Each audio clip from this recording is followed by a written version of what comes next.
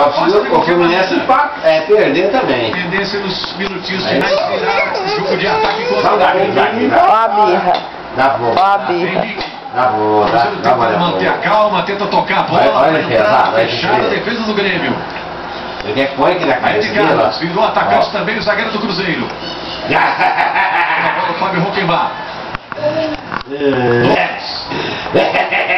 o Grêmio. Puxa o contra-ataque o Grêmio. Olha, tocando na esquerda. Você viu a cabeça dele, né? Douglas. Henrique na marcação. O Douglas já está na área. O Clementino domina, tenta girar, bateu fraquinho. O Fábio defende. Márcio. Caetano, de quem que é a vovó? De quem que é a vovó? O César vai, que fez um bom trabalho. Ei, de quem que é a vovó, Caetano? Quem que é a vovó? A imagem manchada. Quem que é a vovó, é? Que ele não tem visão de profundidade. Vovó de quem? Cartão do Ferdinando. Depois já levou um cartão por essa falta.